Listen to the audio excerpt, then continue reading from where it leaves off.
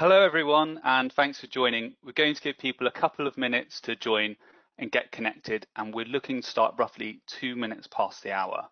If you're quick, there's still that time to make that cup of tea or coffee before we start.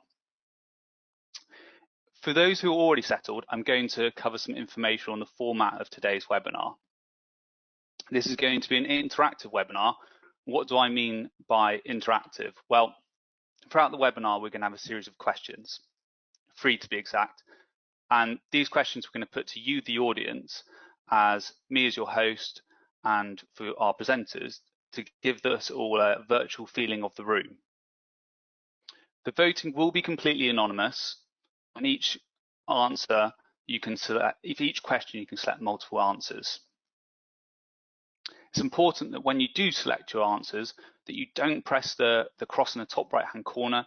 We do risk leaving the webinar, and of course we don't want that to happen.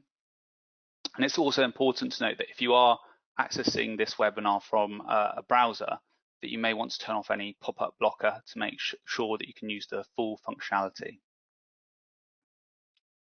For those of you who have any technical questions, there is a question feature in the control panel, and there are helpers in the background to assist you. For any questions related to the content of today's webinar, then again, please use the same question functionality in the control panel, and we will look to be putting those questions to our presenters at the end of today's webinar. And we encourage you to do that throughout to make sure that this webinar can be as interactive as possible. Okay, well, with that said, let's move on to the introductions. Okay, Lawrence, would you like to kindly say a few words for everyone? Yep, hi Rupert. Afternoon everybody. It's great to be joining today. My name is Lawrence Smith. I'm Commercial Business Manager here at AirPlus. I've worked in card payments for nearly 9 years now, and that is exclusively on the card issuing side. And that's been in a variety of sales and commercial related roles. I currently lead AirPlus's sales and account management teams here in the UK. And can I just quickly say, I'm thrilled to see real interest in this topic, and the number of sign-ups that I think we've had shows that virtual card use within supply payments is really starting to take off. So yeah, I'm excited to dive in, Rupert. Brilliant, thanks Lawrence, appreciate you joining. And just to check, you haven't got any special guests also joining us like we've had in recent internal meetings, have you? No, there will be no guest appearances today, I can guarantee you that. You know, Rupert, my daughter loves to join me on the occasional sales pitch, but I can assure you today she is downstairs securely detained. Coincidentally, I think we've got our friend Marcus here from Mastercard today, who looks like he was detained in that photo we've got up right now. Yeah, he does. He's just missing a few bars from the photo there. I think you'd be right. But Lawrence, I think that is a bit harsh on Marcus, and we should give him the opportunity to properly introduce himself to the audience. So, Marcus, over to you. Thanks, Rupert, and good afternoon to everybody. It's great to be here, and thank you guys for your intro. And as always, I just can't resist a cheap gag at my expense. But I want to make it clear I don't have a criminal record. Although I would tend to agree with you, it does look as if I am in a police lineup. Even more so now after having a lockdown haircut, which I'm sure many of us have had. Hey, Rupert, and indeed Lawrence. However, I'm sure you're both relieved following Boris's announcement last week that hairdressers will soon be open.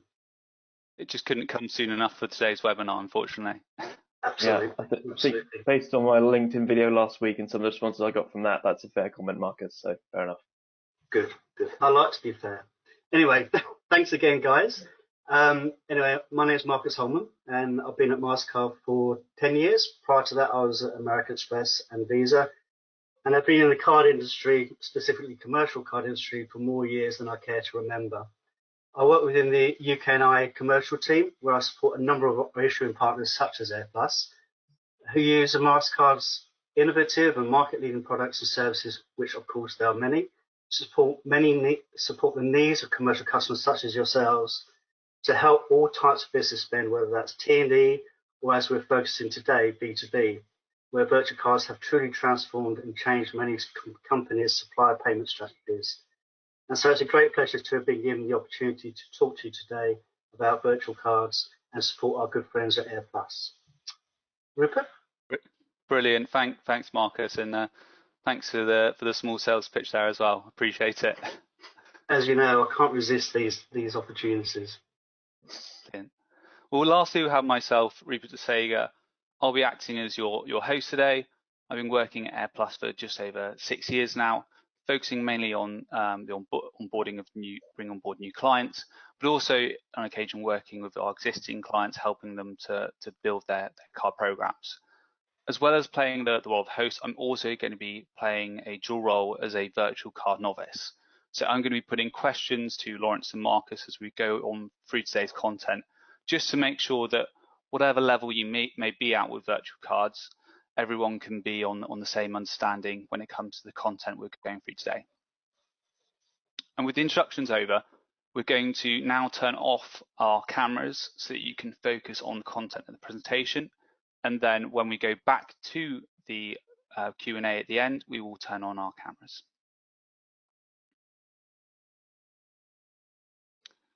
Okay, so what are we going to be covering over the next hour?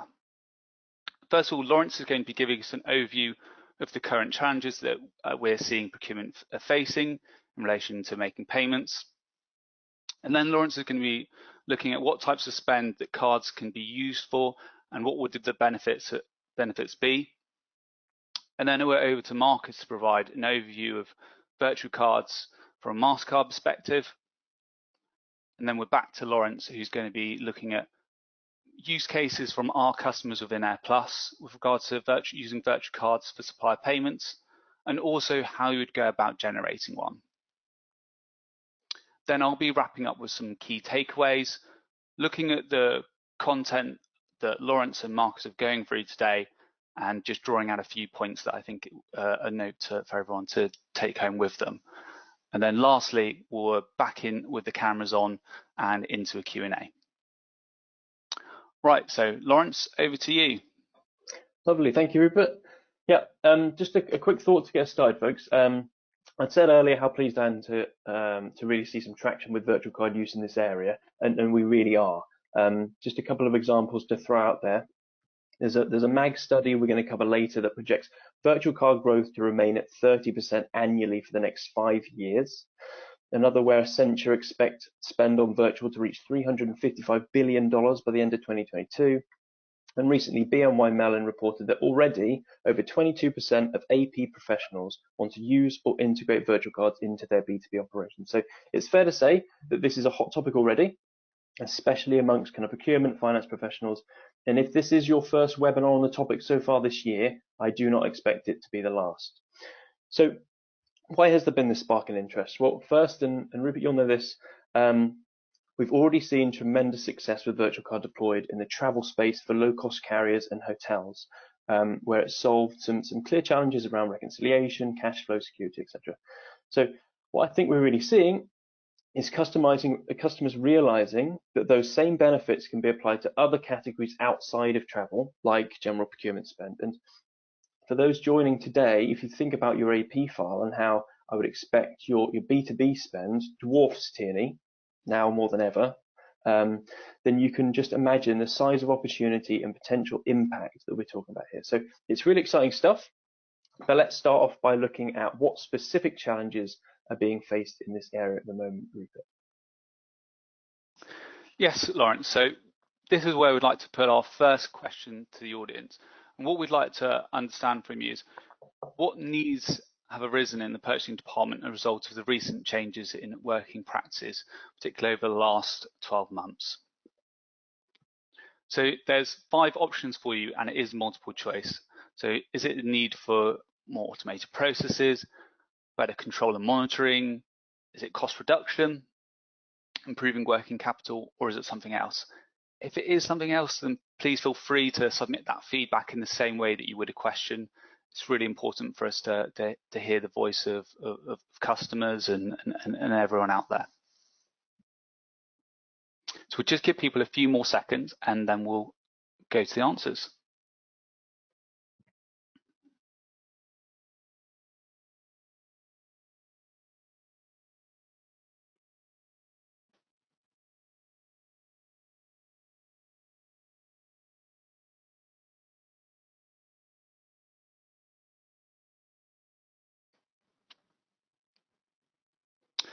So as you can see here, we've got a split between automated processes and the need for better control and monitoring here. Lawrence, how does that reflect with what you're seeing in the marketplace, our customers today? Yeah. I think it's interesting. I have to say I'm not surprised to see process efficiencies and kind of automated processes up there. That's definitely a key one for us. Cash flow and working capital being fourth there is a bit of a surprise. I'm hearing a lot about that at the moment, but I think those all kind of tie in with what we're hearing back in the market. Only a small amount of other there to show that kind of the ones that we broadly had in mind kind of fit in with what people are hearing too. So what our customers are telling us can really be grouped into four clear challenges, which I'm going to go through now, and I expect they'll be familiar to most of you joining. So the first one is cash flow. It's a really obvious one. It's one that I'm sure everyone will be aware of, and one that I expect your treasury and finance teams are badgering you about regularly. And there are PwC studies to show that companies' DIO and DSO has been squeezed over the last few years, and that has put severe pressure on companies'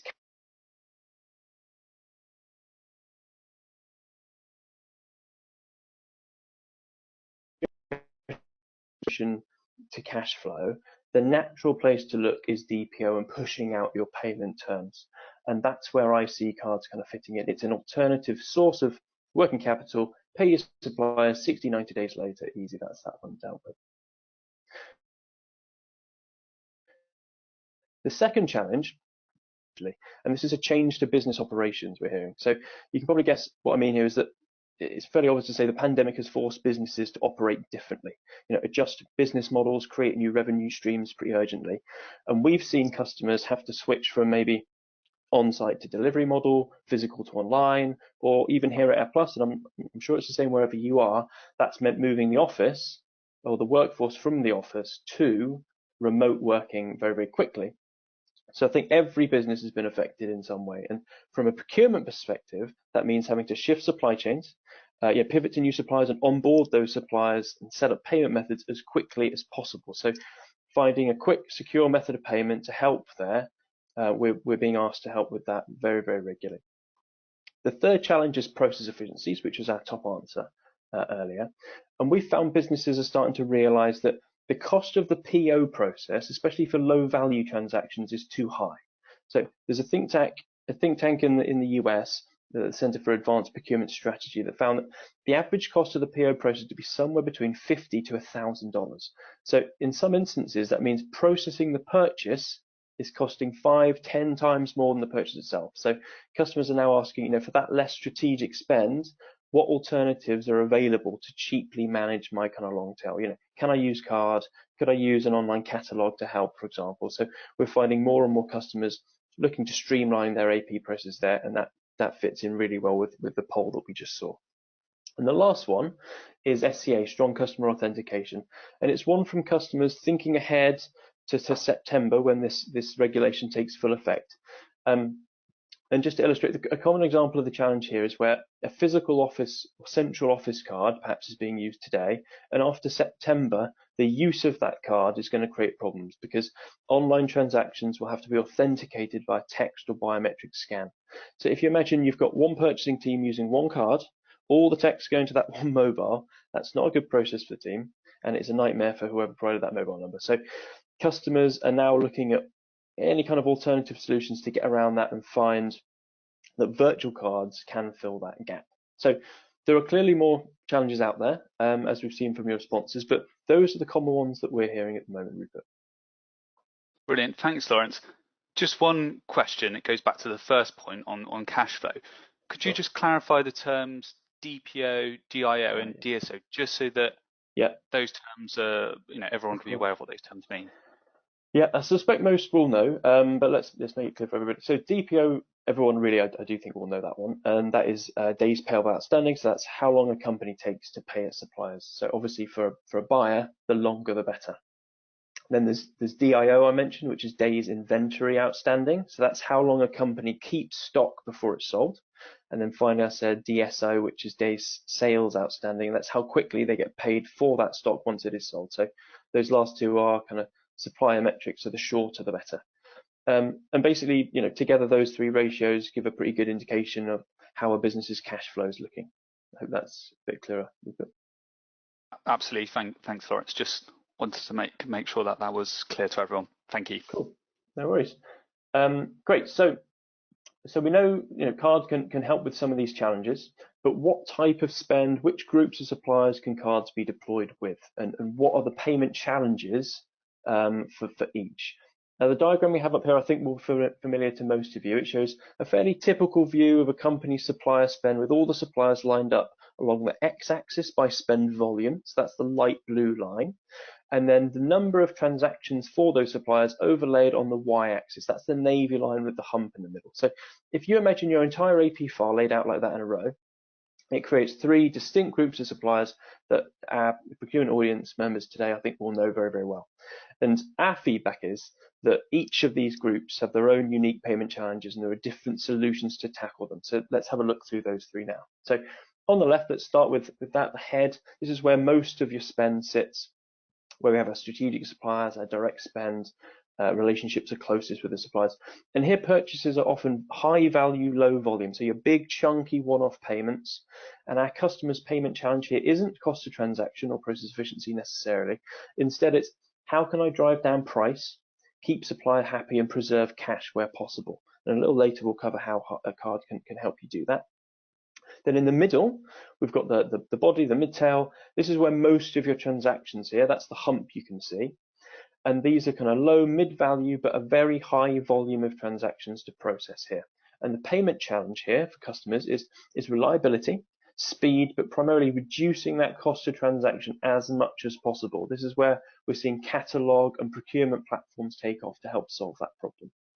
Then on the right-hand side, the tail, this is where most of your suppliers sit. So your on-the-go purchases, your spot buys, low value, low volume transactions per supplier, but a long, long, long list of them. And the challenge here, again, is minimize any cost of admin or processing, just enable your staff, ensuring teams can make those purchases easily and securely. So we're seeing customers break down their supplier base into these three areas. And we know there are businesses with real headaches in those areas and payment challenges too. So Rupert, what I'll look at in a second is exactly how card can be applied to these three areas to solve those challenges. Brilliant. Lawrence, what would you say is the traditional method of payment for each of these areas today? Yeah, I think broadly, most payment methods are applied across all. There's less common ones, check, wire, but direct debit for recurring payments, card as well is being used today, obviously.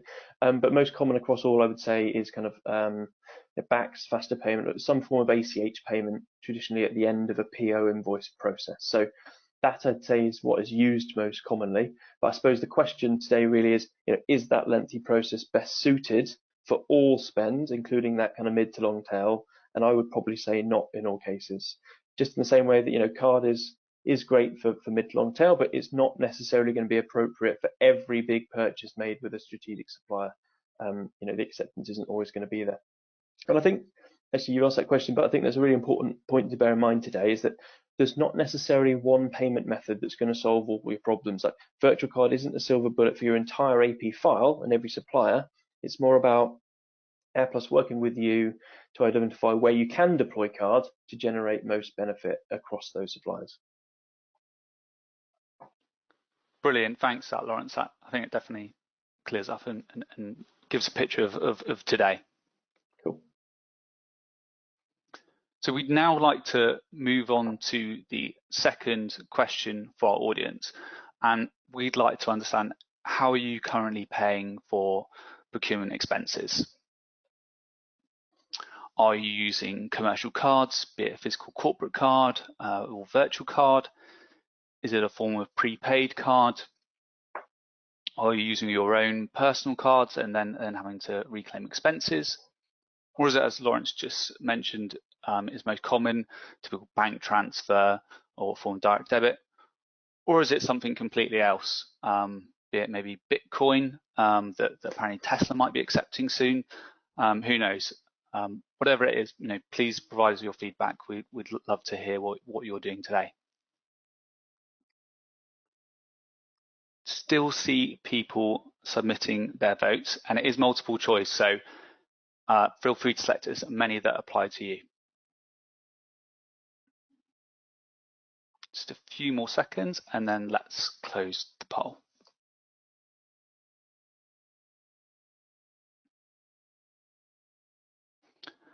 Okay, so Lawrence, I guess that's a bit unsurprising there that bank transfer is the most common there, but also quite a high usage of cards, which is positive. What would be your takeaways from this? Yeah, no great surprise there. It's kind of what I was expecting in the sense that cards, and as I said, those traditional forms of payment were the ones I was expecting to come out on top. But great to see a really high percentage of card use there. I mean, for a panel exclusively of card networks and card issues, it's always going to be a popular choice. But I guess the point is that, yeah, card is clearly being used today. So let's see how, and maybe we can cover now how card is applied to those three areas we looked at and what the benefits are. So starting again on the left-hand side, so how card can be applied to these areas. On the left-hand side, we're seeing card being used by our customers as a settlement tool. So we've got a narrow range of suppliers, big purchases, high value. Not all suppliers are going to accept card for all of those transactions, but some will. And what we can do to help there is take an AP file from a customer, and with the invaluable help of Mastercard and Marcus, we can identify who will and who won't accept card, and then target the appropriate suppliers to add card payment in there, potentially at the end of a PO invoice process in place of an ACH payment today. And we've had customers do this in the past for some really quite serious kind of strategic spend. One example that leaps to mind is a large construction firm that were purchasing building materials, huge orders of concrete on card, and they were seeing significant working capital benefit for one, so able to settle those large invoices 60 days later, but also they're able to take advantage of early payment discounts, and that can be up to 1-2% of the price. There's also a rebate opportunity here. You can earn up to 1% potentially back on those purchases. So there's definite opportunities even at that top end where card isn't always considered. Then in the middle, that second section, the mid-tail, we're seeing cards being used as an enablement tool. So customers today using card embedded within a catalog or within Amazon for Business. And depending on the preference of the company, this can remove the need for that costly PO invoice process that we were talking about earlier. So you can still capture reconciliation information on those purchases for your ERP, and you can also get the benefits I've just talked about. So rebate and working capital on those purchases too. So whilst that's important, in the middle, I would just stress it's really all about that process automation, cutting the cost of transaction and time spent on those purchases. And then on the right hand side, the long tail, where cards are used as a purchasing tool, and there's an MAG study again that we can share that shows 80% of admin costs are caused by just 20% of buyer spend, and that 20% is here in that long tail. And I think that is why we saw in the poll such a high percentage of answers being process efficiencies. And we're working with customers in this area to provide staff with physical plastic for on the road, centralized virtual cards for in-office use, so easy, secure methods of payment to mop up all that unmanaged spend outside of catalogs and outside that strategic spend to cut down admin and contribute to your rebate and cash flow benefits. So there we are. I mean, I would say not every scenario is going to necessarily fit with every business's preferences, but I think this does show that card can and is being deployed across these three areas of spend today. Thanks, Lawrence. You did mention that cards not often used in the sort of strategic head category of spend that you mentioned. Why would that be the case today? Yeah, I mentioned acceptance, and Marcus would probably nail this one better than I, but I'll have a stab. So generally, suppliers at that strategic end are seeing very large amounts go through as transactions, and they may consider even the small percentage merchants are charged as an unpalatable cost. But the thing is, and again, I expect Marcus will cover this later, there are major benefits for the supplier of taking card payment, the key one being that they will receive that cash far quicker. And also one other quick point to add, if people listening today, if they do see acceptance gaps at that top end, or are concerned about them, they can be addressed. So we can work with Mastercard if you have particular merchants in mind to onboard them. So what I would say is don't rule out card for those larger purchases at that top end. Brilliant, thanks for that, Lawrence. And as we move over to Marcus's section, if he does have any bones to pick with your response there, I'm sure he can come back straight away. Over to you, Marcus. Oh, great. Thank you very much, Rupert. And yeah, I'm sure I'll cover that in my session. But it was interesting to see the last poll that 68% are using commercial cards, or virtual cards. So I'm sure most of those are going to be on Mastercard. If not, we need to change that.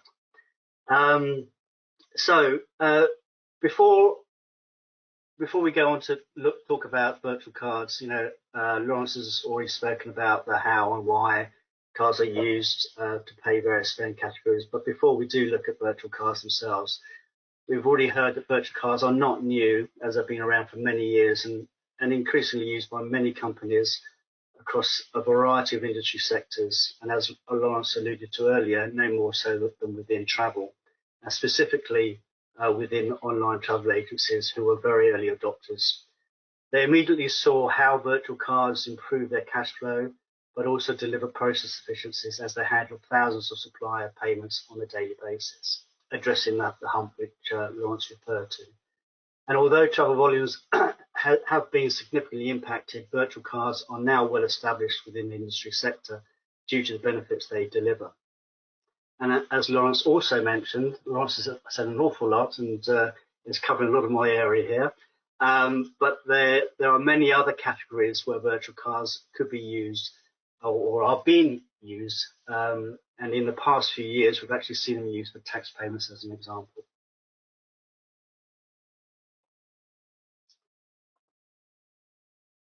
So as Lawrence already said, the MAG study clearly shows that over the next 4 years, virtual cards are expected to grow significantly, 30% each year, making virtual cards the fastest growing commercial payment product in Europe.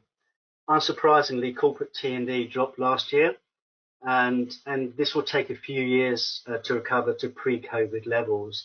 And despite being a mature segment, it's still expected to grow, whereas B2B isn't quite as mature and remains underpenetrated, which is where virtual cards come to the fore.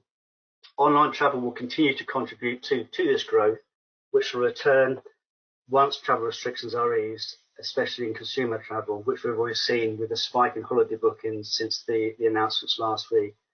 But there are other factors that support the increase in usage. First, throughout the pandemic, there's been a sharp rise in e-commerce transactions, not just in consumer, with a need to make online payments simple and secure, contributing to the increased use of virtual cards. Furthermore, there are more companies are focusing on B2B who want to use virtual cards to pay suppliers, with approximately 25% of accounts payable professionals saying that they would like to implement virtual cards to improve internal clarity on B2B purchasing, which has led to more companies including virtual cards as part of their supplier strategy, payment strategy. And according to payments.com, approximately 67% of companies are happy to use cards to pay their suppliers, who in turn are willing to accept virtual cards as payments. And just to cover the acceptance piece, Mastercard is accepted at over 90 million merchants globally, and so the acceptance is no longer a challenge or an issue. Marcus, you mentioned, I can see here that the growth of P cards is relatively quite stagnant compared to that of virtual cards, and traditionally P cards have been seen as the method of payment for these B2B business expenses. Why do you think that's the case, that the growth is fairly stagnant here and it's virtual cards are taking over? It's a good question, and I'll try and keep this short because I could provide a long answer here, but I think it's fair to say growth has remained flat, which has been the case not just in recent years but for a number of years. So it's not necessarily a new trend, and it's easy to say that they have been replaced by virtual cards, which is true, but there are a few reasons why they haven't grown. And first and foremost, I guess, is card acceptance. There's still some perception about lack of acceptance, but we see more suppliers accepting cards more and more. And as I mentioned, Mastercard accepted at 90 million merchants globally. Another fact would be that few companies mandate them, nor have the policies in their use been reviewed or adapted to meet the needs of today. As initially they were used or considered for ad hoc and tail-end spend in a face-to-face setting, which has meant that it have very narrow and limited use, which leads me to the third point. With a shift of digital and online payments, especially in the last year, e-commerce contactless payments have become the norm for both consumers but also for businesses, which can present some challenges as it's proved difficult to automate supplier payments and integrate P-cards into procurement platforms and processes. So these are just a few reasons I think we're seeing lower P-card growth, but with businesses looking for greater innovation in payments, which are more flexible, electronic, secure, and data-rich, this has really led to virtual cards now being the preferred payment option for B2B. However, P-cards should remain as a complementary option, providing the challenges for lack of growth are addressed. I hope that I haven't offended anybody, but I hope that answers your question, Rupert. That does. Thank you, Marcus. Great. Thank you. So now would be a good time to explain what a virtual card is. Simply speaking, it's a 16-digit randomly generated card number which contains the same information as a normal credit card. So it will have an expiry date after which it can't be used and the CVC code. But as virtual suggests, no physical card is actually issued. I would like, before we carry on here, just to raise something here on this slide, and a bit disappointed and surprised with the reference maybe a MasterCard number, but of course it will be a MasterCard number. Correct, guys? As long as it's issued by AirPlus, Marcus. Of course, of course. So I'm glad to hear that. Anyway, to continue, they allow you to determine who, how, where, and for what they're used for. You can define the amount and the currency, as well as the merchant category. And to help with reconciliation, you can add additional data to easily identify and allocate the payments, such as invoice number, cost center, employee number, or there's even an opportunity to put some free text. Another important characteristic is that virtual cards can be integrated into your ERP or procurement platform, further improving your P2P process. And it is often assumed that virtual cards are for single use only, which can be the case, but equally they can be used for multiple use, where regular payments are made to the same supplier. I think Lawrence will cover this later on with a few examples. So as a company, you have total control over who, how, when, and where a virtual card can be used, making them very flexible, secure, and easy and simple to use. So very simply, that's what a virtual card is. But I guess there's a so what. So earlier, Lawrence talked about the needs and solutions procurement teams are seeking, and we had a poll around that earlier on. So I'd like to spend some time looking at each of the benefits virtual cards can deliver to both you but also your suppliers, who play a vital role in the process. So I'll start with purchasing and procurement teams. I think first and foremost, it will help drive down supply costs, leading potentially to early payment discounts. And using the management information, you'll have full visibility of supplier spend, helping you manage supply contracts and providing valuable data for future negotiations. In addition, probably most important of all, these volumes will help you maximize your rebate potential from your card provider. And as I touched on earlier, by integrating virtual cards within your ERP and purchasing platform, this would further streamline and automate the ordering and payment process, thus creating less friction and benefiting both purchasing and accounts payable. And talking of accounts payable, I'd like to cover this area next. And I'll combine finance and accounts payable together with treasury, because they tend to hold the purse strings, correct? And who are likely to see the most gains. So from increased visibility, control, and managing of costs to improving working capital and cash flow using extended payment terms that cards offer, as well as process efficiencies and potential automation, as the data you receive will ease the burden of reconciliation and help allocate expenses quickly and efficiently, whilst also reducing and even eradicating duplicate payments, which are a concern or indeed misuse. From an employee's perspective, using a virtual card will allow direct access to suppliers, ensuring prompt and secure payment for all goods and services, whilst of course respecting the company procurement policy. And finally, and by no means least, your suppliers, who play a pivotal role in your success. They also need to see the value of accepting virtual cards, who have similar stakeholders to satisfy. So accepting virtual cards will allow them to ensure prompt payment, thus easing pressures on cash flow and working capital and reducing DSO. The data provided will also help reconciliation and in turn reduce administration, removing the need to chase unpaid invoices, freeing up valuable resources. It will also help foster better relationships and stronger relationships with the buyer, building greater loyalty and repeat business. And lastly, as they will save them time, money and resources, it allows them to focus on what they do best and continue to be your preferred supplier. So in summary, everyone will benefit from using a virtual card.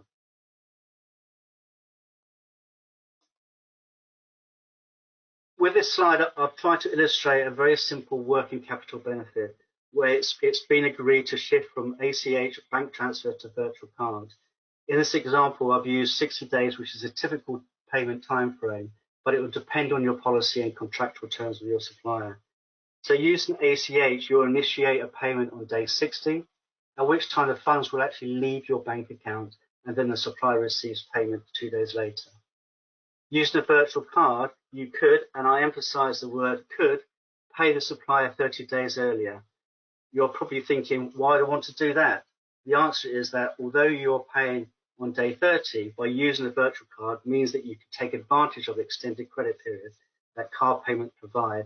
Therefore, after a further 60 days, you will need to pay your card provider, thus increasing your DPO by 30 days from 60 to 90, with a supplier also seeing a DSO improvement of 30 days, which depending on the value of that transaction can make a significant difference. So in summary, the buyer can pay later, increasing their DPO, while suppliers are paid earlier, reducing their DSO. So yet another win-win. So to end my session, and I think in summary, there's 5 key takeaways virtual cards will allow companies to take advantage that suppliers are familiar with and becoming more comfortable in accepting virtual cards. It will deliver cash flow and working capital benefits as well as streamline processes to both you and your suppliers. It will help you foster and form better relationships and partnerships with your suppliers, and it ensures greater security in payments and improved transparency on spend, allowing you to plan and with the management information you receive, help you optimize and consolidate your supplier partners. And finally, Forbes reported in 2019, based on government statistics, the average time it takes to pay an invoice in the UK is almost 40 days. So with increased focus on SMEs, the UK government recently announced that suppliers who have less than 100 employees should be paid within 30 days. Therefore, using a virtual card will ensure that you comply with this requirement. And it's likely that many of your suppliers are indeed SMEs. And if we take the government as an example, the Crown Commercial Services reported that 65% of their suppliers are SMEs, so it's a significant proportion. I hope this has helped and have made it clear in terms of what a virtual card is and the benefits that they will deliver to you, your organisation and your suppliers. Rupert. Brilliant. Thanks for that, Marcus. Going to now move over to our last question and poll to the audience. So based on what you've heard from Lawrence and Marcus so far, what kind of procurement expenses do you see the use of virtual cards in your organisation? Do you see there being use cases for utilities, so phone bills, for example? Is it marketing, such as with Google advertising, Facebook? Or is it some sort of IT expenses, such as many companies have got Zoom subscriptions in the last 12 months?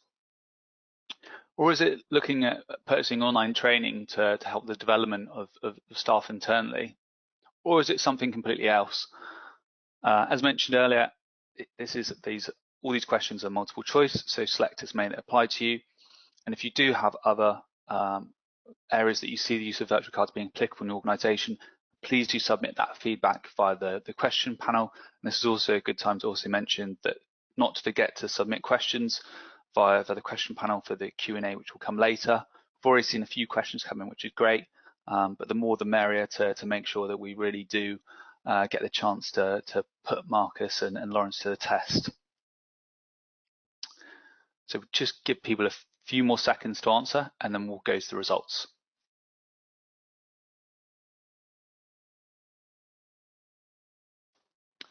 Okay, yeah. So we're seeing that marketing's most popular, but really that it is a fairly even split between all categories here. Marcus, how would you see it? Sorry, I was on mute for a moment then. Just catching my breath. I'm not surprised marketing's on there, and in fact, you know, the answers are quite similar to what we've seen. There's a number of categories of spend which virtual cards and indeed P cards are used to pay suppliers. Now, you know, we've recently done a study in the digital and media space in marketing, and you know, it's very clear that there's definitely an appetite within marketeers and advertising and digital media particularly to accept cards as a form of payment. But there's a variety of areas, and utilities is very high, as is IT, and they're the most obvious ones. But there's more and more increasing categories of spend where virtual cards are being accepted, and there's more willingness to accept cards. So I'm not entirely surprised with the poll results. Brilliant. Thank you, Marcus. For our next section, back to Lawrence, and Lawrence is going to be giving us a great overview of the use of virtual cards at AirPlus, what our customers are using them for, and then how you generate one. Over to you, Lawrence. Thank you, Rupert. Yeah, so Marcus already mentioned there are two common types of virtual cards, a single use and multi-use, he said, and AirPlus offer both on the Mastercard network. So let's start with single use. So single use virtual cards, as the name suggests, is generally generated with one particular purchase or invoice in mind. So that could be, as we've seen, there's a whole range of things you can use it for, but training bills, office supply order. We've had customers pay council fees, tax, event space, equipment rental, all kinds. We have a case study as well with our customer Sejmcom, and they used it for a wide variety of ad hoc purchases too. So you get the idea that these cards are very, very versatile, and you can see they're up on the screen that case study for Sejmcom and some of the areas that spend's going through today. The other point to bear in mind is when you generate a card for your purchase, you can choose what it is for, how much it's for, and a date range you want to be used for. So that way, whilst you still have a choice of all of those kind of 90 million MasterCard merchants, you can still control exactly how you want the end user to use the card. So the second type of virtual card is a multi-use version. And again, no prizes for guessing the difference here. These are generated with multiple recurring purchases in mind. So in this case, you generate the card, it can be lodged securely with a supplier or added to a catalog profile as payment method, and then can be charged with that supplier or within that tool multiple times. So after the first use, it's locked down, it recognizes that merchant, locks it down to that one merchant so it's secure and can't be used elsewhere. And again, a few examples for you. We've got insurance, IT licenses, telecoms and utilities is a perfect fit, and that had a relatively strong response on the poll for those monthly bill payments. Marketing was mentioned. Google and Facebook ads is another really common one. We're seeing huge spend go through that at the moment. Amazon for business too, seeing lots of growth on virtual there. And in the case study we have on the screen here with SACME, they use the multi-use version to streamline payment and reconciliation processes, and that is a really typical benefit for that kind of mid-tail spend we were talking about earlier on. And also in the same way as with single use, you can still add further controls around the time frame the card is valid for and the total spend capped on the multi-use card too. So those are our two types. So now we know what they are, we know what virtual cards are, we know what they can be used for, we pretty much know everything there is to know apart from how to generate one. So how do they work in practice? How are you and your team actually going to create one of these things? And the process is simple, so I'll show you that now. And one thing just to bear in mind before we get started is some instances where our virtual card software is integrated, what I'm going to show you actually happens automatically behind the scenes within the tool you're using. But if it's a simple case of just generating a card via a standalone portal, in any one of the scenarios we've covered, say your AP team needs to generate a card for payment, here's how it will work. But I would urge you, as I go through, try to picture how this would fit within your business, your current processes. If you do have questions, we'll be reaching out to you afterwards so we can talk you through that. So to get started, firstly, you log into our AirPlus portal, and that's the same portal you'll access our corporate cards for those who are existing customers. You select your virtual card for procurement account and you hit create new virtual card. Then you are given some options for what the card can be used for, as I mentioned earlier. So this is to ensure cards aren't used in the incorrect manner. You select one category, say, let's say retail or telecoms we have up there, and it means that the category of merchants allowed to charge that card are locked in. It can only be used for that purpose. The next step is simply to add some information to identify the card. So some billing information that you want to appear against any transactions that go through on this card and that will then appear on your invoice in a billing file and then feed through into your ERP or an expense system. And this information is tailored. So whatever matches your company's specific reconciliation requirements, anything that's going to help your AP finance teams later down the line, that's what we can help you to capture here.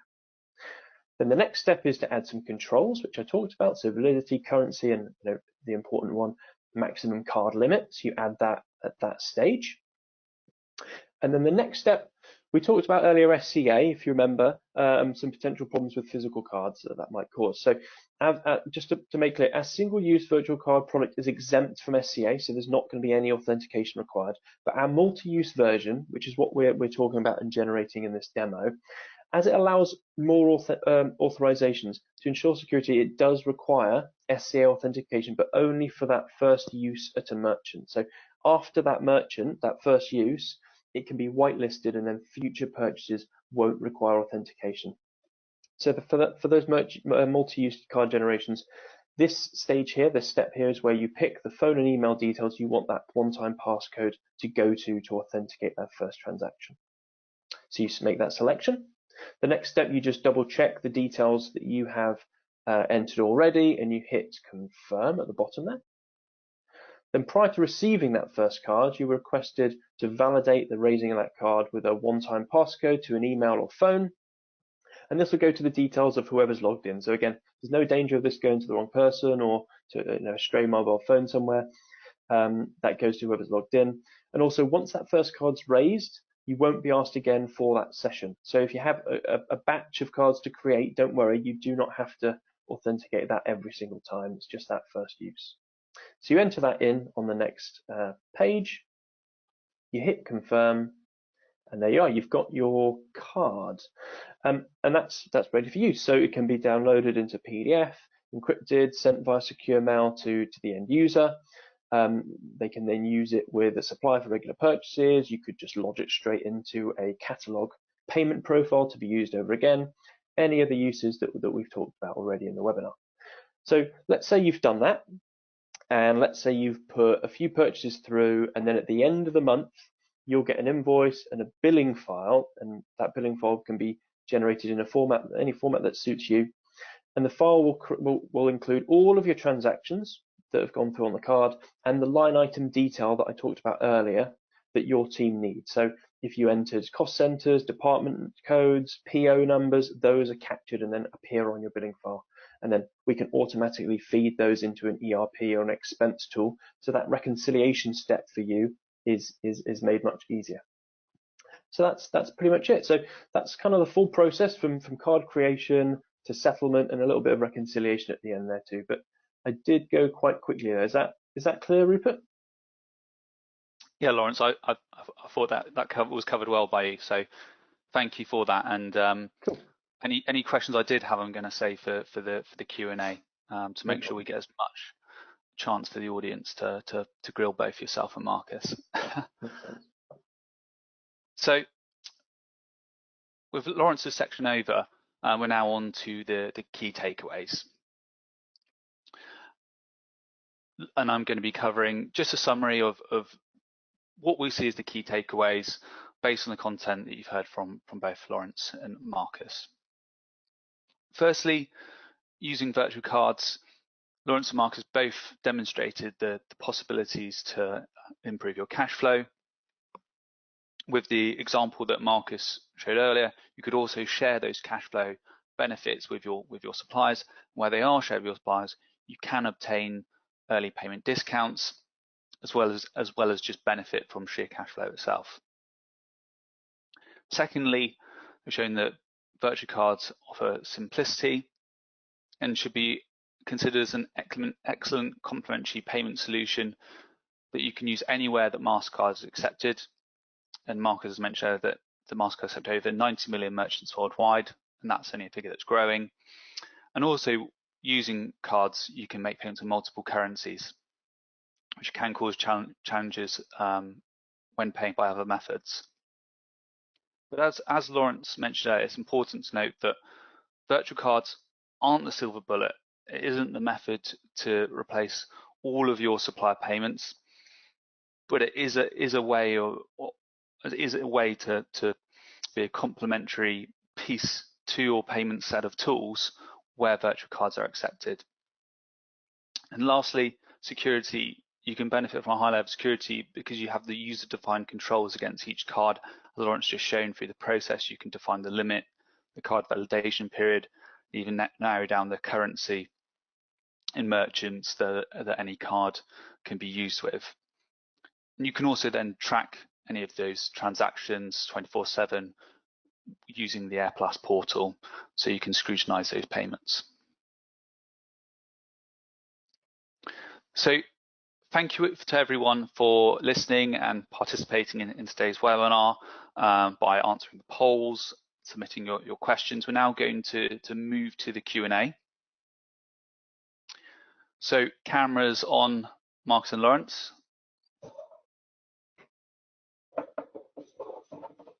Hi. Brilliant. I'll kick off a question that I have myself.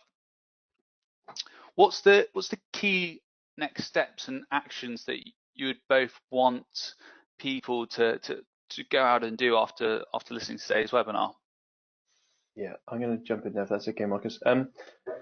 So you're right, Rupert. There's no point discussing this without some kind of follow-up. So for those attending today who are existing customers of ours, your account manager will be in touch to discuss what we've covered today. And for those who aren't yet working with us, a member of our sales team will reach out for a conversation with you.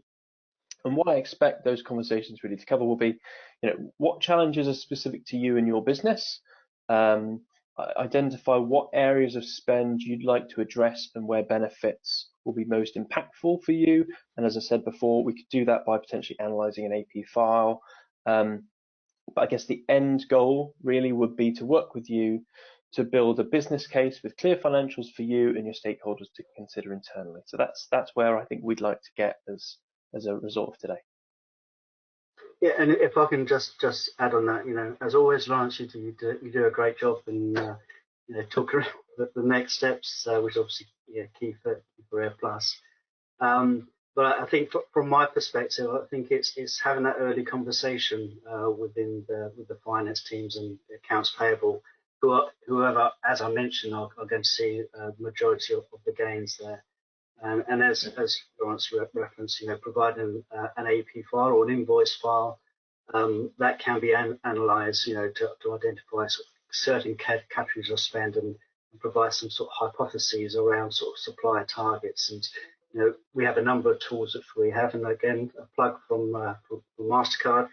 We have a tool called Merchant Matching Tool, which if we receive a file in from you, we can actually analyze the data and find out, which of those suppliers are currently accepting cards, which you'll be surprised they're probably more than you can imagine. So that's one tool. And we also have an application called a value of card, which again will look at from a buyer's perspective and supplier's perspective. So, and we've also recently issued a white paper around it called Finding the Signal and the Noise, because the noise is the data and the signal being the opportunity. So there's some significant opportunities for you as an organisation to look at cards as a form of payment. Brilliant, thank you for that both. Marcus, building on the merchant matching tool, one question is asking, are we taking a fairly UK-centric view of the use of virtual cards? If you're an organisation with a base right across Europe, can virtual cards be used quite freely and available, or is the acceptance of virtual cards, is there sort of countries that aren't yet adopters of card payments and still challenges to acceptance? What would you say to that? Yeah, I mean, I think typically B2B payments are domestic. I referenced the fact that a high percentage of your suppliers are likely to be SMEs, so they're going to be in or around where you have a presence, a market presence. But acceptance is global, and so increasingly we're seeing virtual cards and purchasing cards used in suppliers outside of the domestic market. So there's certainly a lot of cross-border spending, and using the merchant matching tool will actually identify those suppliers who do accept cards outside of the domestic environment. So yes, it can be used wherever Mastercard is accepted. So that isn't just exclusively to the UK. It could be across mainland Europe and further and beyond. Brilliant, thank you, Marcus. Another question is talking about what would be the danger of removing the purchase order from the process. You talked about it, Lawrence, earlier about the long tail spend there. Yeah, I'm glad you picked that one up. I think that's one that tons of businesses are asking themselves at the moment. And it really comes down to kind of an individual business's preference and policy. I think in most cases, in fact, the PO process is necessary. A stray invoice with no PO is often cited as kind of the bane of procurement's existence. And a three-way match process within an ERP system can be really, really slick and works well for the vast majority of spend. But I think you need to ask yourself, for those smaller buys, is it worth the administrative cost? Is it worth that $50 to $1,000 we heard about earlier for purchases under £1,000, £2,000? And some customers instead are looking at adding like a minimum spend threshold that triggers a PO process, and then anything under maybe £2,000 or whatever it is that you choose, that's where it's policy to use card. So that's one way of looking at it. The other thing to mention is, for the larger buys at the strategic end that we talked about earlier, virtual card doesn't necessarily mean you're removing the PO process. You can just switch out the ACH payment or the bank transfer for a card payment at the end of that process, so you can pay later, you can still earn rebate, you can still cash in on any early payment discounts that are being offered. So yeah, I guess in summary, what I'm trying to say is card and a PO process definitely aren't mutually exclusive, so it doesn't mean one or the other. Brilliant, thanks Lawrence. We are approaching the hour, but I'm going to allow for one more question. There are a number of questions which we unfortunately don't have time to answer, but what we will do is make sure that all of the questions that are asked are sent out in an FAQ with answers to everyone in the audience today. So don't think that just because your question hasn't been answered live that it won't be answered. It will be sent out in FAQ. But Lawrence, Marcus, last question. You did touch on the use of virtual cards in an integrated environment, and I'm hearing questions in the audience asking how that would be applicable to them. Yeah, that's a good point. So the standalone use, as we saw earlier, works really well, but integration is becoming more and more common. I've talked about kind of P2P systems, catalogs, and we're bound to have people asking about those. So for a catalog like Amazon for Business, a generated card can simply be added as the payment method in the user profile and then charged by the merchant or system whenever needed. That's relatively straightforward.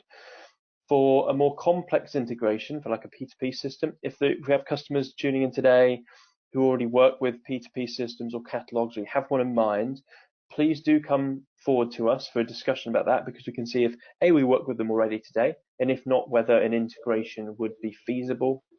I think in most cases, that's an integration of our virtual card API into the system's payment workflow. So in the same way that you would see today, for those who work in travel, with an online booking tool like Concur Travel or KDS or whatever it may be. So it's very similar. So when payment is required, a card is selected as payment option. The tool automatically refers to our API. We generate the virtual card, sent into the system, and can be used that way. So it does vary from system to system, but that's the general idea.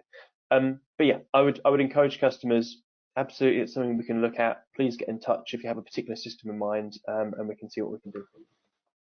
And I think from a Mastercard or market-wide level, there's more and more companies who are looking at direct integrations, because that's where you're going to see the majority of the automation and cost savings and efficiencies by doing so. So companies of all sizes, can adopt, an integration of virtual cards, and I like to think it's simple. I'm not actually going to be the one who's going to do that. That would be down to AirPlus, but we've got many examples where companies of all sizes have an integrated API for virtual cards. Brilliant, thank you both. So that wraps up the questions as we've just gone over the hour. As I say, any questions that we haven't answered, and there are a few just because of limited time, they will be answered and sent over in an FAQ, alongside a copy of the presentation and a recording of this webinar that will be sent to you via email in the next few days. Marcus, Lawrence, both thank you for participating and presenting today. Would you quickly like to say something to the audience? Yeah, just very quickly, thank you, Rupert. Pleasure being here today. Big thank you to you, Marcus, for joining. It was really valuable, your contribution. And I guess I hope to speak to those who have attended. As I say, I've talked through that we'll be in touch. And do look out for future webinars on this and other topics as we plan to tackle supplier payments, virtual cards, and various different topics in the future. Fantastic. And for me, thank you for the opportunity. It's good for Mastercard to participate in these sort of events, just to give an industry perspective and how closely we work with our partners such as AirPlus. So I'll repeat what Brian said. I urge you to have the conversation with AirPlus to really focus around B2B, because it's an increasing area of focus by many companies, and so there's a lot of advantages and benefits that both you as an organisation as well as your suppliers will derive as a result of looking at cards as a form of payment. And even if there is those acceptance challenges, we have ways in which we can address those together with yourselves and with AirPlus. So we'll encourage you to really focus and seriously look at B2B. Brilliant. Thank you both. Well, thank you everyone for participating and attending. I hope that everyone who joined this session got to learn a bit more about the current challenges around B2B purchases and how virtual cards just might be the answer to some of those challenges. Should you want to receive more information, you can request a demo on how to generate virtual cards. And if you want a sneak peek, there is a handout in the section you can download. Also on screen, you can see some of our AirPlus account managers and on the business side, including myself. So feel free to reach out to any of the contacts presented on the screen, but we'll also be reaching out to you as well. And thank you for joining. Really importantly, we'd love to hear your feedback on today's webinar as we look to do more webinars in the future. So when closing down this webinar, there will be a survey, and we'd love you to submit your feedback. and we hope you can join again next time. And thank you for staying with us, even though we've gone a few minutes over. Stay healthy, stay well, and we hope to be speaking with you soon. Great. Thank you. Thank you. Bye, Thanks, everyone. Bye.